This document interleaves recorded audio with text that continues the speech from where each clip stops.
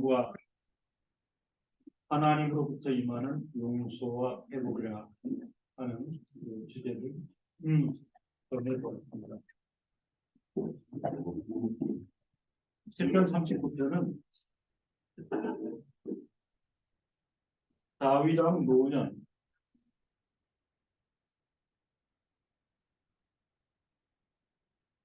그의 생의 마지막 임종 직전에 쓴 참회시로 알려져 있습니다. 생의 마지막 임종 직전이라 상황은 인생으로서는 가장 진지하고 진실하며 하나님 앞에서 사실을 드러내는 그런 상황이 아니겠는가. 이제 좀 있으면 생애를 마치는 순간에 인생이 가장 사실에 근거하고 가장 진지하고 가장 진실하게 인생을 조명하며 설명할 수 있는 그런 상황. 참회시라 그랬습니다. 생애 전체를 살고 이제 다윗은 마지막 시간을 지나며 하나님 앞에 참회하고 있습니다.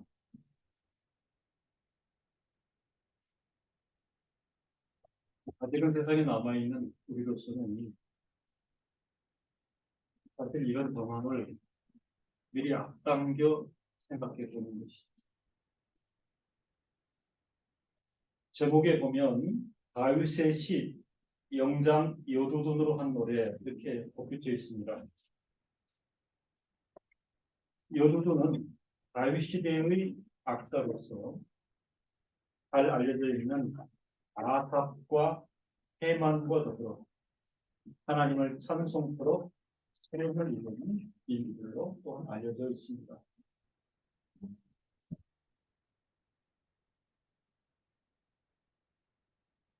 (1절과) (2절에서) 보면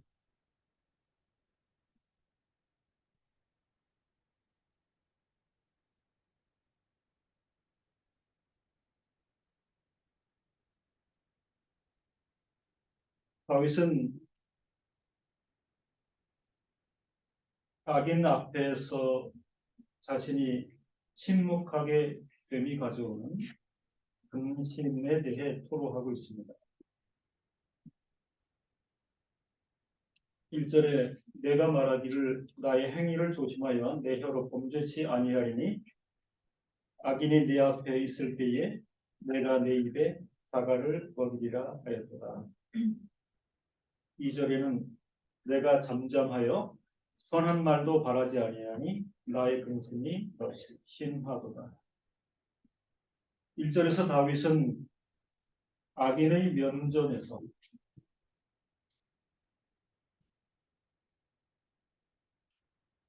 사무엘 상하 2하를 보면 다윗의 그 대적자가 참으로 많았던 것을 기억하지. 그죠? 공격하고 음해하고 물리적으로 죽이려 하고 했던 수많은 대적자들이 있었는데 그때를 회상하면서 다윗은 이런 악인들의 면전에서 서로 범죄치 않기 위하여 자신의 입에 스스로 자갈을 먹였다 이렇게 토로하고 있습니다. 바로 앞전 시편 38편에서 유사한 언급을 하고 있습니다. 38편 13절 14절에 보면 나는 귀먹은 자같이 듣지 아니하고 벙어리같이 입을 열지 아니하오니 나는 듣지 못하는 자 같아서 입에는 변박함이 없나이다. 귀먹은 자같이 듣지 아니하고 벙어리같이 입을 열지 아니하였습니다. 2절에서 보면 내가 잠잠하여 선한 말도 바라지 아니하니 라는 표현으로 다윗은 자신을 위한 변명, 상대를 위한 비방도 이제 돌아보면 의미 없는 것이라 고백하며 오히려 이러한 것들이 심령에 근심을 더하였다 이렇게 역설하고 있습니다. 자신을 위한 변명도 상대를 향한 비방도 언행에 있어서 절제하였다면 보편적으로는 절제의 도라 평가할 수 있겠으나 어떤 면에서는 이런 태도 자체도 의미가 없고 생애 가운데 괴로움만 컸다고 다윗은 고백하고 있습니다. 생애를 마치면서 인생의 피곤함이 컸다 하는 것입니다. 내가 옳아서 변증, 나는 옳아요. 나는 맞아요. 음해하고 공격하는 오해하는 세력 앞에서 나는 맞다니까요. 나는 옳아요. 변증하고 또 변증했을 수 있습니다. 상대를 향해서 욕해주고 싶고 비방하고 싶고 그럼에도 견디고 참았던 이 성도의 삶도 마찬가지인데 그런 부분에 대해서 이게 인생을 마치려고 하니 참으로 힘들었습니다. 근심이었습니다. 그렇게 고백하고 있습니다. 3절로 6절에는 인생의 유한함과 연약함에 대하여 언급합니다. 내 마음이 내 속에서 뜨거워서 묵상할 때에 화가 발하니 나의 혀로 말하기를 여호와여 나의 종말과 연한의 어떠함을 알게 하사 나로 나의 연약함을 알게 하소서. 주께서 나의 날을 손 넓을 만큼 되게 하시네 나의 일생이 주의 앞에는 없는 것 같사오니 사람마다 그 든든히 설 때도 진실로 화사뿐이니 진실로 각 사람은 그림자같이 다니고 헛된 일에 분용하며 재물을 쌓으나 누가 취하는지 알지 못하나이다. 진지하게 마지막 순간의 그 진실을 실어서 인생의 유한함과 연약함에 대하여 토로하고 있습니다. 다윗은 인생의 마지막 순간에 지상에 사는 인생의 실체에 대해 통렬하게 인식하고 있는 것입니다. 4절에서 나의 종말과 연한의 어떠함을 알게 하사 나로 나의 연약함을 알게 하소서라고 고백하며 과연 하나님 앞에서 인생이 어떤 존재인가를 깊이 인식하고 있습니다. 제 자신에게도 오늘 말씀 듣는 성도에게도 일생을 통한 화두로 던지는 것입니다. 하나님 앞에서 나란 인생이 어떤 존재인가를 알고 있는가, 깨닫고 있는가. 여러 상징적인 표현들을 동원하여 인생 자체가 갖는 유한함과 연약함을 조명하고 있습니다. 사람에 대해서, 인생에 대해서 여러 가지 규정들을 할 수 있겠지요. 오늘 다윗은 집중하고 있습니다. 인생은 그 자체로 유한하고 연약한 존재입니다.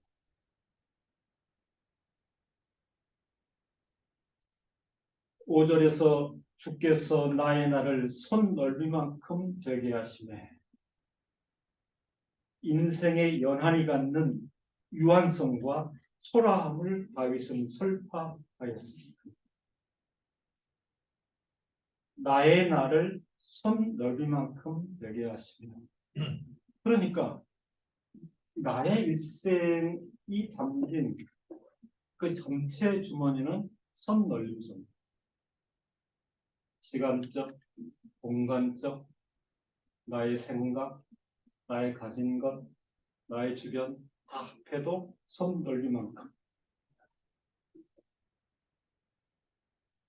인생의 연한이 갖는 유한성과 초라함을 설파하고 있는데 손 넓이만큼, 이것은 다윗 자신의 감상적 이해가 아니라 하나님께서 본질상 그렇게 하셨다고 고백하고 있습니다. 왜요? 주께서 되게 하시네. 주께서 나의 나를 손 넓이만큼 되게 하시네. 또한 5절에서 나의 일생이 주의 앞에는 없는 것 같사오니 라고 비교하였습니다. 오늘날 100세 인생의 장구함을 말하는 인생의 인식 자체가 한마디로 어이없다는 것을 다윗은 절감하고 있습니다. 영원하신 하나님 앞에서는 사람의 일생이라고 하는 것은 다윗이 표명하는 것으로 없는 것과 고백하고 있습니다. 그래서 성경은 곳곳에서 사람의 존재성에 대하여 먼지와 티끌이라고 언급하고 있습니다. 시편 103편 14절을 보면 이는 저가 우리의 체질을 아시며 우리가 진토 먼지임을 기억하심이로다. 긴 일생을 지나왔다고 긴 일생 가운데 이런저런 내용으로 채운 존재감을 표명할 수 있다고 하는 정직하게 내가 여호와 앞에서 고백하는 것은 일생이 주의 앞에서는 없는 것과 마찬가지입니다. 이렇게 다윗은 고백하고 있습니다. 5절 하반절과 11절 하반절에서 주께서 나의 날을 손 넓은 만큼 되게 하심에 나의 일생이 주의 앞에는 없는 것 같사오니 사람마다 그 든든히 선 때도 진실로 허사뿐이니이다. 11절 주께서 죄악을 견책하사 사람을 징계하실 때에 그 영화를 조목음같이 소멸하게 하시니 참으로 각 사람은 허사뿐이니이다. 5절 하반절에서도 11절 하반절에서도 다윗은 허사뿐인 인생에 대해 언급하고 있습니다. 사람마다 그 든든히 선 때도 진실로 허사뿐입니다. 사람마다 그 든든히 선 때도 진실로 허사뿐입니다. 라고 강조한 대목은 집중할 필요가 있는데 인생을 살다 보면 혹 어느 시점에서 지금이 내 인생의 가장 정점에 도달했다. 어떤 목표를 이룬 것 같다. 완성적이요 만족할 만하다. 자부할 수 있다고 한들 유한함과 연약함으로 점철된 인생의 실체를 그 깊이를 이해한다면 그것도 허사뿐임을 다윗은 역설하고 있습니다.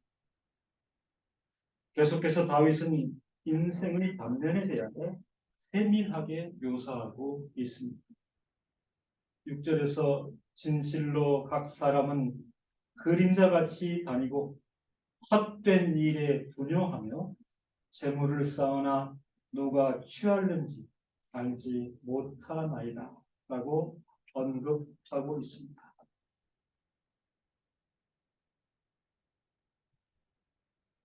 생애를 돌아보면 어떤 인성이 갖는 그런 표상이나 그런 오해나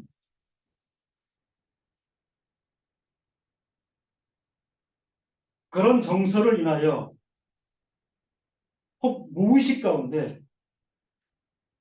보편 인생들의 집단 지성이 추구하는 방향 위에 있으므로 이렇게 살고 있는 단면에 대해서 다윗이 인식을 시켜주고 있습니다.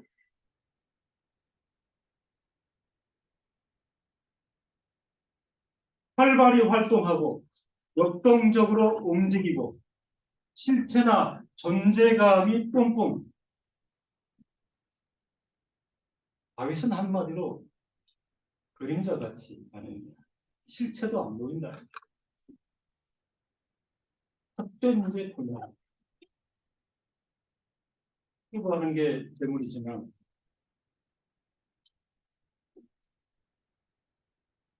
인생의 허상을 쫓는 것과 허무한 추구이라 이렇게 설명하는 것입니다.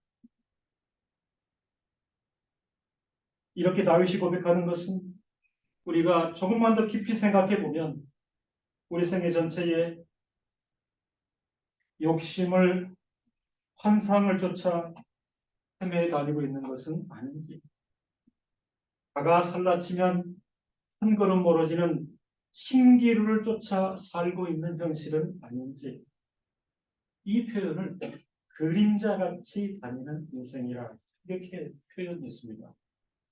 우리 개혁성경이요, 그림자같이 다니는 인생 이렇게 표현했는데 히브리어로 그림자는 첼렘입니다. 첼렘. 거기에 전치사 베첼렘, 그림자와 같이 다니는 인생, 아니고 히브리어로 잇 할레, 가다 걷다 이동하다 살다. 어쩌면 사람이 그런 모양으로 살고 있는, 그런 모양으로 움직이는 모습이 실제가 아닌 헬렘, 어떤 형상이나 이미지, 형상이나 이미지로서 살고 있는 것은 아닌가. 묵상하면서 좀 생각을 해봤어요. 형상으로만, 이미지로만 살다 가는 것 아닌가. 우리에게는 이름이 있잖아요. 그렇죠? 이름이 있는데 끝도 없이 넓은 광장에 모아놓으면 일단 존재감은 극히 적어지잖아요. 그죠? 거기서 그 개별적인 이름과 인격을 이렇게 내세우거나 존중한다는 것은 불가능하죠. 그죠? 그러면 이제 그저 명찰이나 팻말만 주어지는 거죠. 그죠? 리드하는 사람은 그의 옷이나 신체를 볼 필요도 없어요. 그죠? 명단 보고 헤이! 그죠? 그 형상 이미지예요. 그 공간과 시간에서의 그분의 이미지는 그분의 얼굴도, 그분의 생김새도, 옷차림도, 그분의 목소리도 아무런 의미가 없어요. 헤이!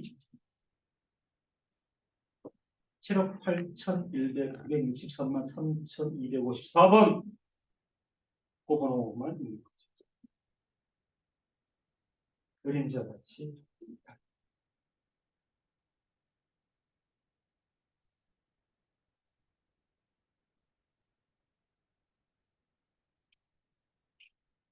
저희 친할아버지가 계셨는데 한 번도 못 봤습니다. 그분도 역사 가운데 80인생을 살아가셨죠. 얼굴 뵌 적이 없어요. 외람된 일인데 성함을 제가 기억이 해요. 우리 친할아버지. 뵌 적이 없고 그 성함도 기억하지 못해요. 친손자가. 인류 전 역사에서 누가 그 할아버지를 기억하고 있어요? 그죠? 까맣게 잊혀졌어요. 친손자도 기억하지 못해요.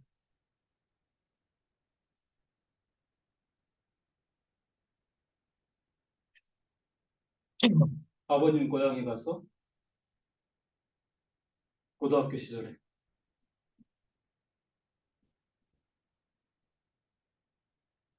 섬인데 그 이제 어리니까 동네 형제들하고 확 뛰어나왔는데 어떤 어르신 오더니 이놈들아 비켜 그래요.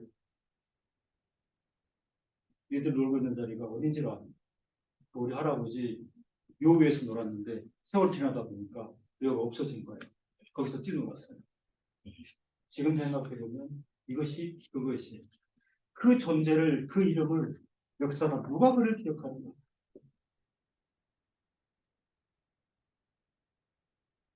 공간도 시간의 의미도 없는 찰나의 티끌먼지다. 이렇게 믿음의 순진은 기억하고 있는 것입니다.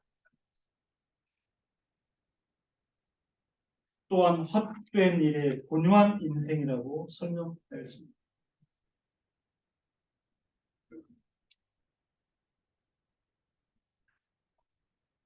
시편에 이어 전도서에서 솔로몬은 이 주제와 관련하여 자신의 생애를 대박하며 생애 전체는 헛된 일에 곤용한 인생의 면면이었음을 언급합니다. 전도서 2장 나는 내 마음에 이르기를 자 내가 시험적으로 너를 즐겁게 하리니 너는 낙을 누리라 하였으나 동적 비것도 헛되도다. 내가 웃음을 넣어 이르기를 미친 것이라 하였고 희락을 넣어 이르기를 저가 무엇을 하는가 하였노라. 내 마음에 공부하기를 내가 어떻게 하여야 내 마음의 지혜로 다스림을 받으면서 술로 내 육신을 즐겁게 할까? 또 어떻게 하여야 어리석음을 취하여서 천하 인생의 종신토록 생활함에 어떤 것이 쾌락인지 알까 하여 나의 사업을 크게 하였노라. 내가 나를 위하여 집들을 지으며 포도원을 심으며 여러 동산과 과원을 만들고 그 가운데 각종 과목을 심었으며 수목을 기르는 삼림에 물 주기 위하여 못을 팠으며 노비는 사기도 하였고 집에서 나게도 하였으며 나보다 먼저 예루살렘에 있던 모든 자보다도 소와 양떼의 소유를 많게 하였으며 은금과 왕들의 보배와 여러 도의 보배를 쌓고 또 노래하는 남녀와 인생들의 기뻐하는 처와 첩들을 많이 두었노라. 내가 이같이 창성하여 나보다 먼저 예루살렘에 있던 모든 자보다 진하고 내 지혜도 내게 여전하여 무엇이든지 내 눈이 원하는 것을 내가 금하지 아니하며 무엇이든지 내 마음이 즐거워하는 것을 내가 막지 아니하였으니 이는 나의 모든 수고를 내 마음이 기뻐하였습니다. 이것이 나의 모든 수고로 말미암아 얻은 분복이로다.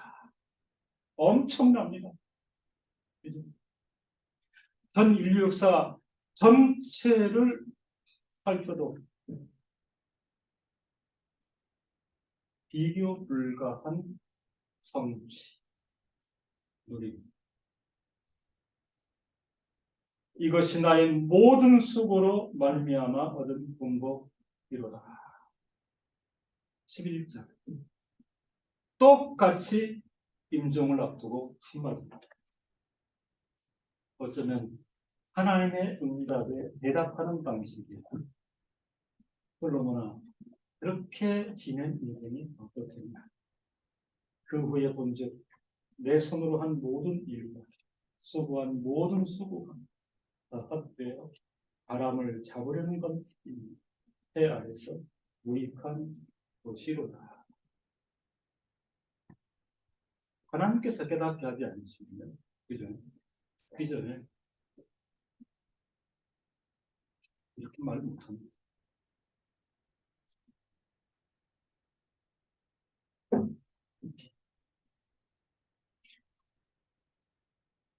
다윗은 또한 재물에 대하여 언급하였습니다.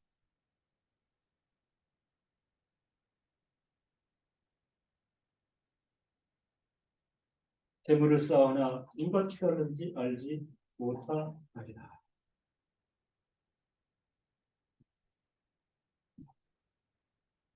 자본주의에 큰 폐해 위에 앉아있는 분들처럼 이 말씀에 주목할 필요가 있습니다.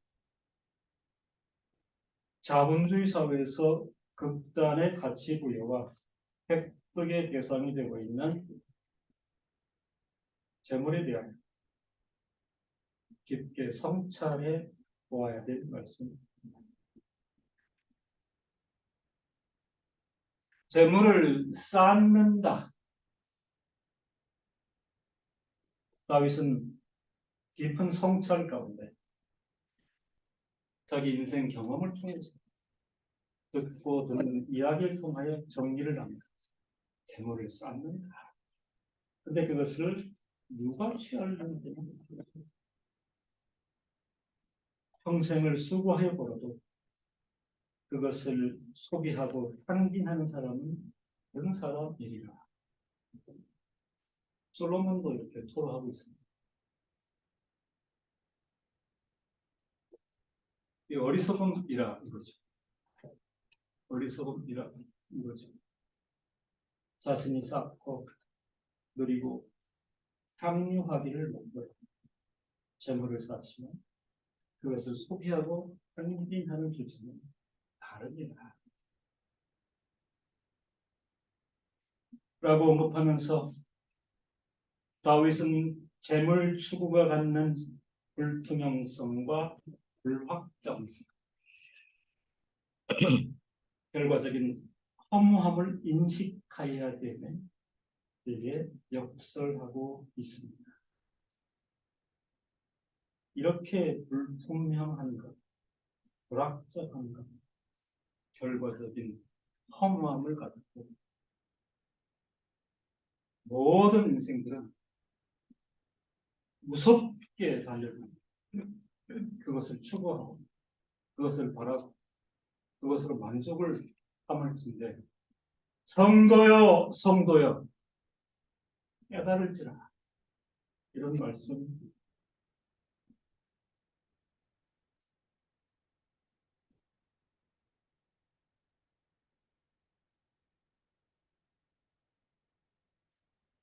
성도 여러분,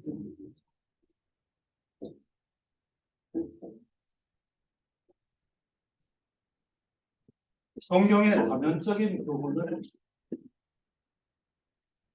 제가 결코 무시하지 않습니다. 성경은 한편 하나님께서 은혜로 베푸시는 가시적 부요함, 재물을 통한 축복을 좋게 언급하고 있습니다. 제가 분명히 제시를 합니다. 성경의 다면적 부분에 대한 이해가 필요하다. 하나님께서 은혜로 베푸시는 자기 백성에게 약속으로 주시는 성취를 약속하시는 가시적 부요함, 재물을 통한 축복을 언급하는 것 사실입니다. 이렇게 된다면 은혜요, 감사한 일이죠.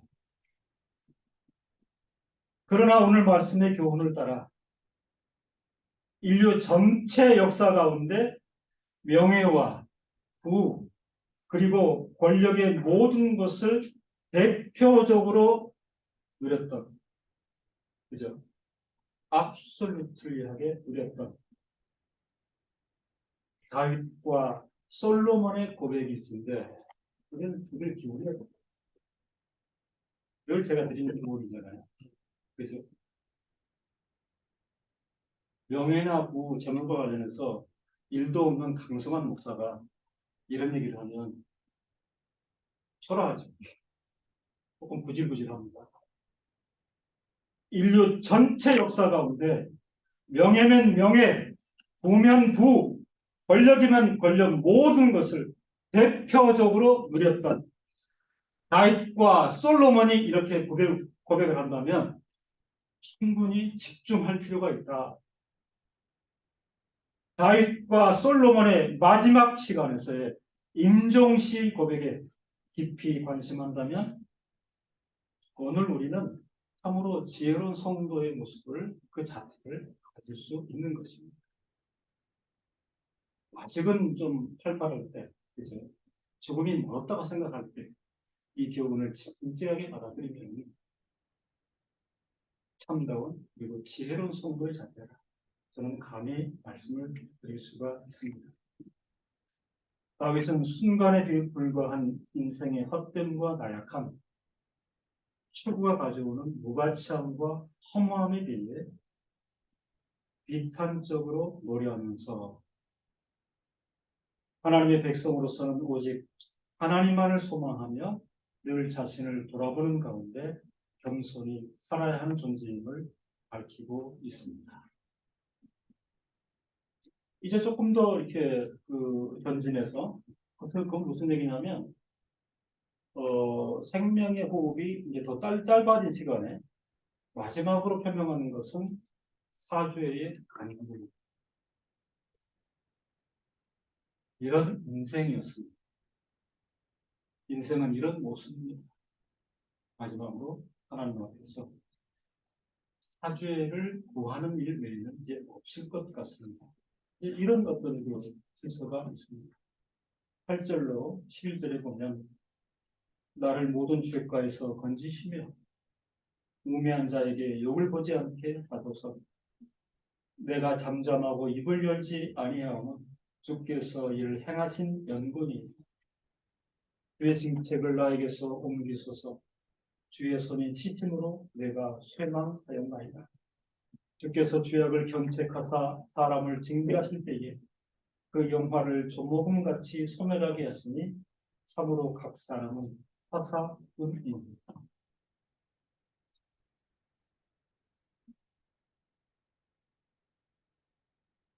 가장 우리가 하나님 앞에서 진지해 줄 수 있다면 성도의 신분은 허물과 죄를 두고 늘 사죄를 간구함이 땅하다. 임종을 앞두고 다윗은 그의 사는 날 동안 저질렀던 죄와 허물에 대하여 고백합니다. 하나님께서 긍휼하심을 베푸신다면 징계를 거두어 주실 것을 호소하고 있습니다. 우리 믿음의 선배들 역시 생의 마지막 순간에 자신의 죄와 허물을 놓고 사유하심의 은총을 전심으로 간구하는 것들을 볼 수 있습니다.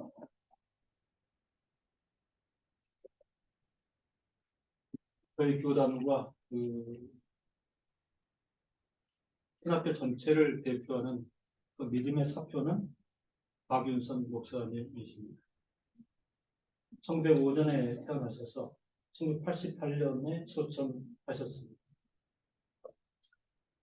신학적으로 또 신앙 목회자로서 이 역사적 본보기가 되었던 참으로 귀한 믿음의 선배이십니다. 1988년 임종을 앞두시고 한 달여 병원에 입원해 계셨는데 수많은 제자와 후학들이 그분을 찾아뵙고 선생님, 목사님께서는 생애를 참으로 하게 사셨습니다. 하나님 앞에 정직하게 그리고 성도들에게 진리를 전파하고 큰 사랑을 나타내며 또 온전하게 사셨습니다. 그 제자들이나 후학들은 이렇게 말할 수밖에 없지요. 인정에 임하시는 스승합니다.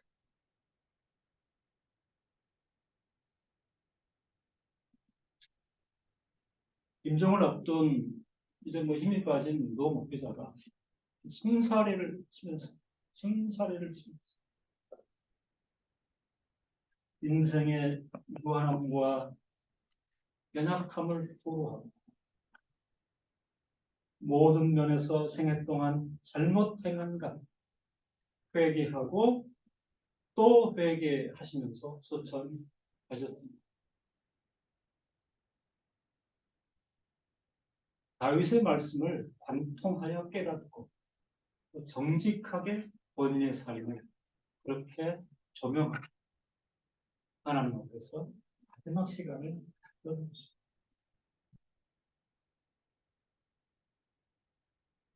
임종을 앞두고 가장 진지하고 가장 진실해지는 시간에 다윗은 사느날 동안 저질렀던 수많은 죄와 허물에 대하여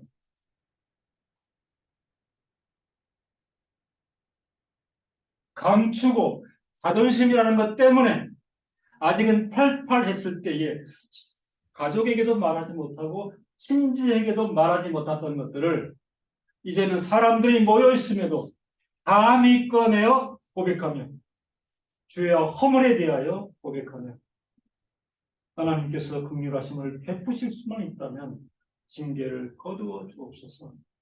호소하고 또 호소했습니다. 성도 여러분, 이 정황을 이해하시겠습니까? 시편 이 말씀을 미리 깨닫고 생활 가운데 성도가 이런 자세를 견지할 수 있다면 이 또한 지혜로운 성도이라. 8절에 모든 죄가에서 건져 주옵소서. 반복되는 죄와 허물의 늪에서 나를 건져내 주옵소서.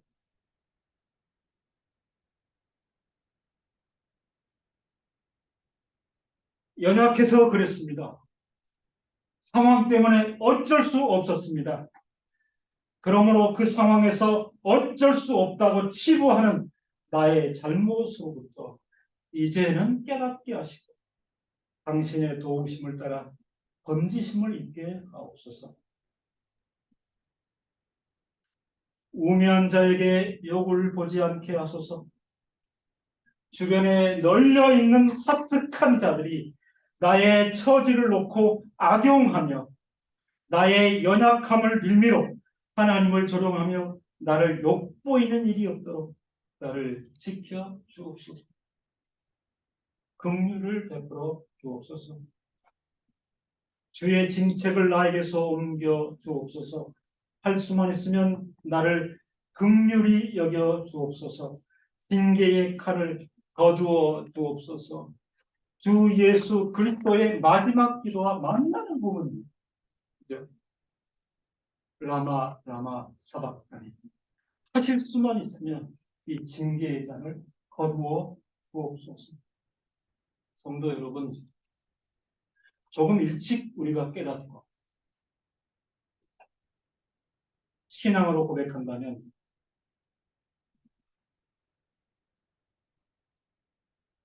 참으로 죄악, 타락할 대로 타락한 이 세상에서 전심으로 늘 사죄의 간구를 드리는 성도로 살아야 하겠습니다. 12절 13절에서 다윗은 기도의 응답과 용서와 회복을 간절히 간구하고 있습니다. 여호와여 나의 기도를 들으시며 나의 부르짖음에 귀를 기울이소서. 내가 눈물 흘릴 때에 잠잠하지 마옵소서. 대저 나는 좁게 되게 되고 거류자가 되니 나의 모든 열조 같으니이다. 다윗은 자신의 죽음의 길 앞에서 하나님의 응답하심과 주의 허물을 용서하시고 참된 신앙을 회복하기를 간구하고 있습니다. 끝까지 우리에게 호흡이 남아있는 동안 우리가 간구해야 되는 내용은 하나님의 응답하심과 주의 허물을 용서하십니다. 참된 신앙을 회복하기를 포기하지 말아야 한다 하는 것입니다. 나의 간구를 들으시며 귀를 기울이소서. 잠잠하지 마옵소서. 눈물을 흘릴 때에 잠잠하지 마옵소서. 참으로 간절한 토로에 여호와 하나님 응답하여 주옵소서. 12절에 열조와 마찬가지로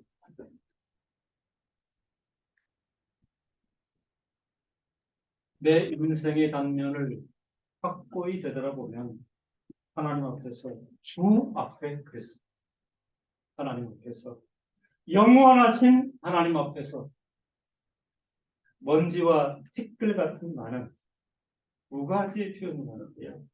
객과 거류자 됐음을 고백합니다. 객은 나그네이죠. 거류자는 남의 영토에 임시로 머무르는 것.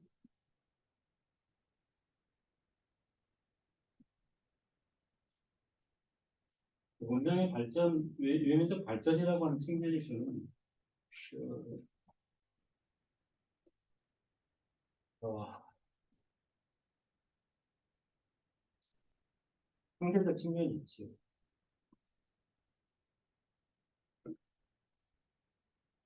그래요. 뭐 하나님께서 기억해야지. 하나님께서 한반도에 풍요를 주시 그런 측면이 있습니다. 이렇게 저렇게 우리는 누리고 살고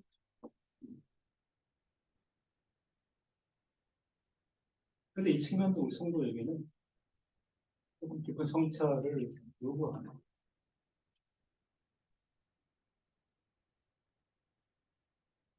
그런 풍요가 우리를 영적 맹인의 길로 강력하게 몰아갈 수 있어요. 그죠?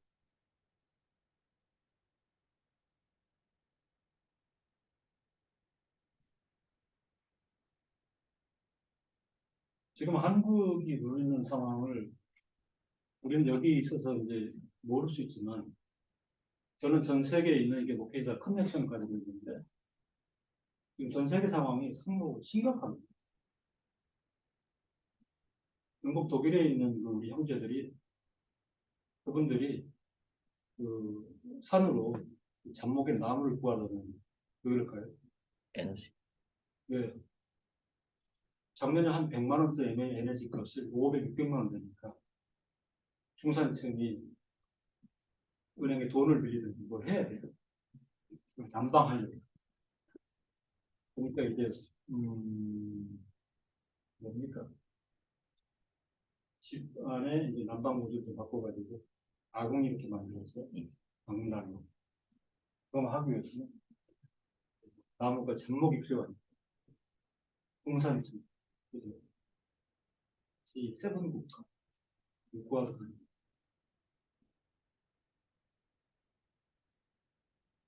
우리는 아직 그런 거 없죠. 그죠? 네. 거의 그 구별되는 최상위의 어떤 그 지상적 위험을 지금 그 우리가 누리고 있지. 여러분들 보시면 세계 집값이 제일 비싸다는 샌프란시스코, 그죠? 노숙자.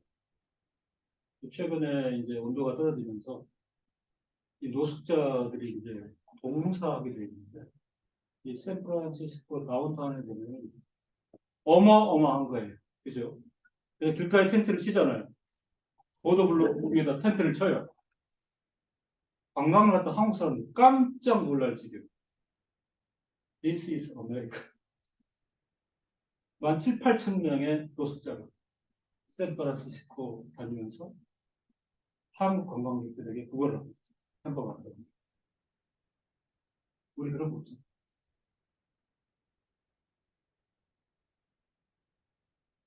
그러니까 이 정도 요소만 우리가 쏟아 놓아도 하나님 앞에서의 부유함, 물질적 풍요라는 것을 어떻게 이해를 해야 됩니까?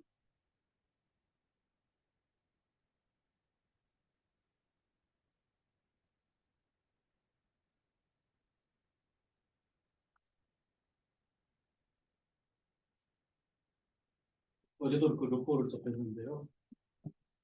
우크라이나의 국민 대비 난민이 얼마인 줄 아세요? 통계 안 잡고 있을 거예요. 국민 전체 3분의 1이 지금 나그네.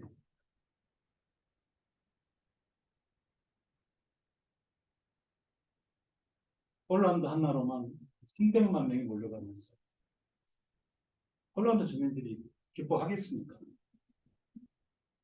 그래도 참 훌륭한 주민들이에요. 정처 없이 도망와가지고 폴란드 국경에 내리더니 난민센터에서 입력을 합니다. 그죠? 어디서 오셨어요? 그리고 이제 번호를 주고 그 다음이 이제 문제인데요. 이분들도 대책이 없어요. 그 이제 발령치가 이분들도 그래서 그 가족이 있는데 딱 물어봐요. 어디로 가실래요? 그러니까 정착촌이라든가 이렇게 말을 하는 게 아니고 어디로 가실래요? 근데 이 이유가 지금 하나 협약한 게 있어요. 스페인에 바르셀로나 가겠습니다. 그러면 뭐를 이렇게 해주냐면 버스를 해가지고요. 자, 바르셀로나 가시려고 하는 분들 본인이 원했으니까 거기서 나를 어떻게 맞아줄지 뭐 대답을 몰라요. 막연하게 바르셀로나에 가겠습니다. 어떤 분은 딸이 거기서 공부하고 있다고 그리 간다. 그러면 한 40몇 시간 달려서 가는 거고요. 그다음에 바르샤바로 가겠습니다. 그럼 버스가 이렇게 서 있더라고요. 그 버스에 태워요. 당신이 거기를 원했으니까 그냥 옮겨만 주는 거죠.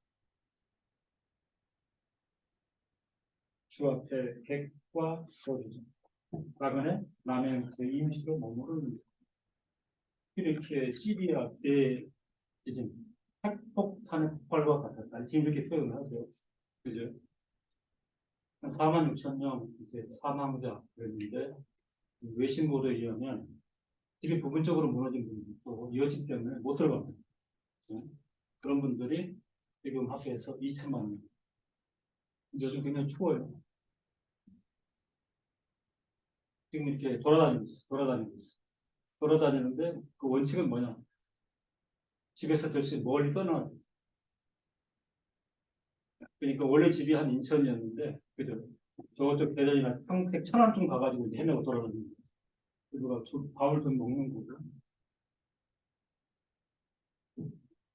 우리한테는 잘 다가오지 않잖아요. 내일이 아니고. 근데 다윗이 인생 마지막 순간에 통렬하게 이거를 깨달았어요. 이게 이제 하나님의 은혜고 하나님의 깨닫게 하신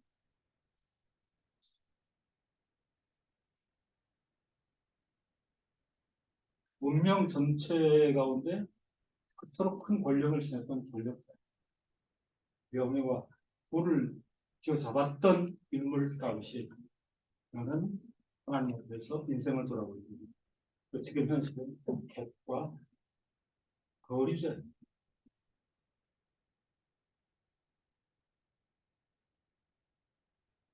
어쩌면 감사한 거는 제가 60대 중반에 들어서면서 이 신분 의식이 강렬해지고 있습니다.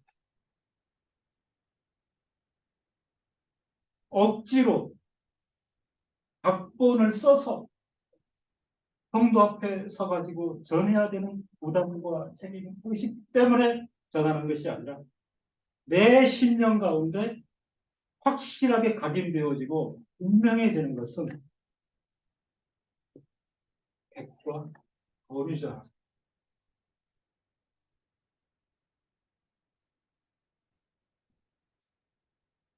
하나님 아버지 마지막 13절에 이제 마지막 호흡을 달아요. 내 자신을 이렇게 돌아보고 하나님 앞에 내 인생을 관주해 보았습니다. 그 마지막 말이 뭐예요? 용서해. 나를 용서하자. 내가 떠나 없어지기 전에 무슨 말이에요? 목숨이 끝나기 전에 나의 건강을 회복시킬 수 없어.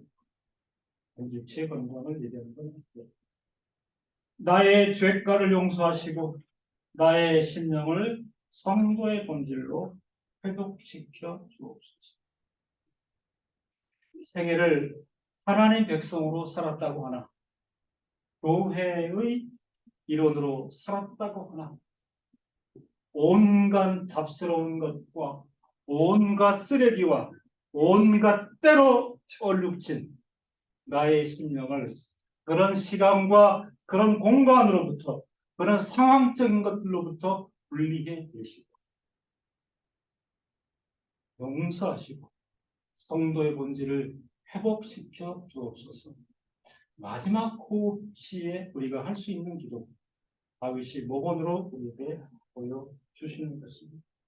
시편 39편 마지막 교훈은 그렇다면 성도는 아직은 남아있는 일생 동안 무엇에 집중해야 하는가? 주여 내가 무엇을 바라리요? 나의 소망은 주께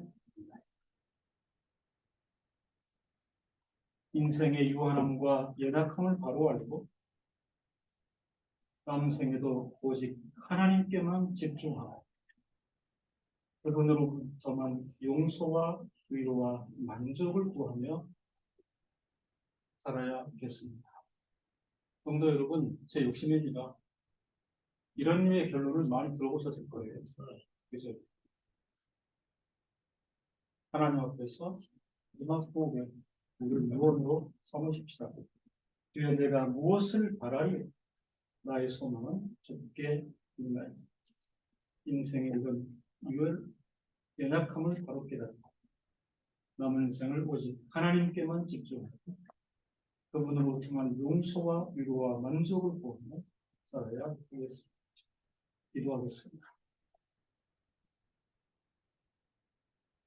우리를 택한 백성 삼으시고 큰 죄 가운데서 그리스도의 보혈로 구원하심을 감사합니다. 지금까지 살아오는 가운데 평안케 하신 것 큰 은혜입니다.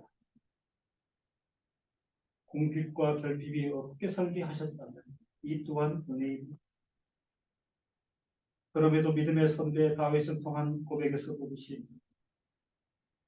세월의 흐름 속에서 나의 유한함과 연약함을 인식하고 허다한 허물에 대하여 깨닫고 사주의 은총을 간구하는 신실한 성도 되게 하옵소서. 남아있는 생애 동안은 성도의 오직 소망은 하나님께만 있는 것을 집중하여 그분의 용서하심을 누리고 우리에게 참된 위로와 만족이 있다면 그것은 오직 하나님께로만 임함을 체험하며 살아가는 성도 되게 하옵소서. 예수님의 이름으로 기도합니다. 아멘. 아멘.